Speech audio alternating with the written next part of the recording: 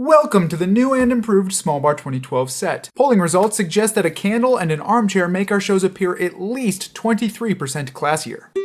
Hey there, Internet. Momentous news, you're officially watching the pilot of a new show within a show that I'm testing out called Life Advice, which is kind of supposed to be a pun because it's both advice for your life and advice from Life Unedited, so I don't know.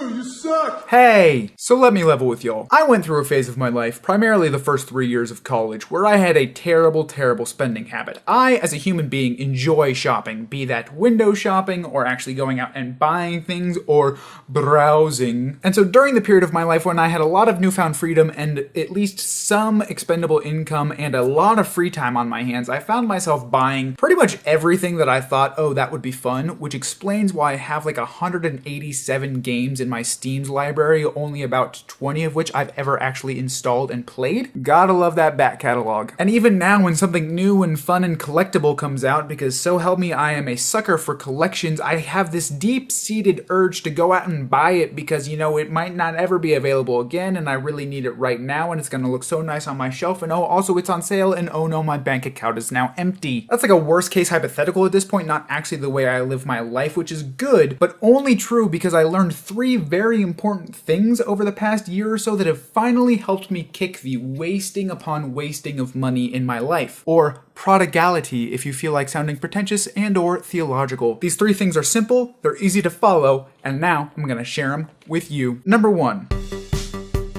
If you're not going to use something / you don't need something within the next week, don't buy it. There was a time when it was actually somewhat difficult to find something you needed to purchase on short notice. Stores weren't open every day, or if they were, they weren't open for the extended hours they are now. There was no online shopping, or it was very limited. There wasn't such rampant convenience that you could go out and get something at a moment's notice. Nowadays though, pretty much everything I could ever possibly want to buy is a 10-minute drive or like a 10-minute browsing session away from being in my possession. After shipping, of course. There's really no longer any reason to think, oh, I might need this in a couple weeks or in a month or sometime next year, because you can just get it before that time comes or when that time comes. A caveat to this, of course, there are times where you want to think ahead and budget, especially when you're thinking about like birthdays or Christmas or large chunks of shopping at a time, in which case maybe space out those purchases. But if it's something for you or sort of a regular purchase, don't really worry about stocking up unless you're one of those Costco people who has a giant freezer and you can just freeze like 50-cent ground beef for 3 years. But I'm not really talking to you. But you might be thinking, Johnny, what if I can't find the thing when I eventually do decide that I need it / want it? What if it's sold out? What if it never comes back? What if I can never get my hands on it? Well, I'm gonna tell you, number 2,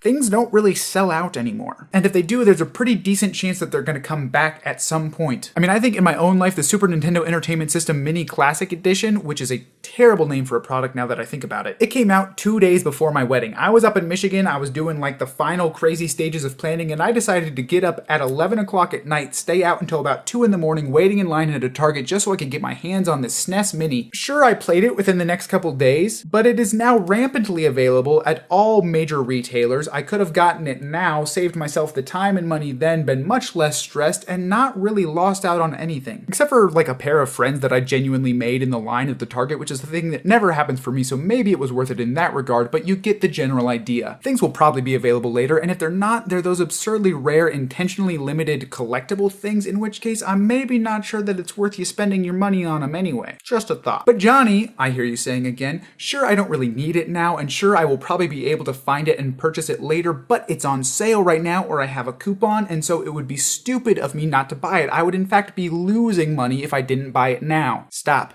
That is a trick. Number 3, it's gonna be on sale later. This is a tricky one because of course you want to sync up when the thing is on sale with when you're actually gonna need it, but most of the time I have found that things tend to go on sale at least once a month or once every couple of months. You will almost always be able to save money on something if you just wait another week or 2 to purchase it. And in fact, because of the way our economy works and as developments progress in how things are manufactured and distributed, things tend to get cheaper in general, not just when they're on sale. I think of computers. I spent the longest time several years ago deciding if I was gonna buy a computer now and how much money I was gonna spend, and I decided, hold off, I don't need it, I'm gonna wait. And when I did actually end up buying a computer, I got a much better computer at a much better price, and I thought, this is stupid, why do I ever not just wait? Same thing holds true with video games. It's $60 new, it's gonna be like $10 on Steam in a year and a half. Maybe wait until then, plus you already got those 187 games that you already bought that you could start working your way through while you're waiting. Really what it all boils down to is seriously think about what you need to buy, when you need to buy it, and whether it's actually worth getting. I found that these 3 tips don't just help me decide to wait to buy things, usually they make me realize I don't need to buy something at all, and that is really truly the best way and most obvious way, but least common way that people save money. It's what I found myself doing in my life. It's why my bank account is now about 18 times the size it used to be, and hopefully some of these tips can help you execute that plan in your life. Let me know down in the comments what has helped you save money, and if you think these tips are good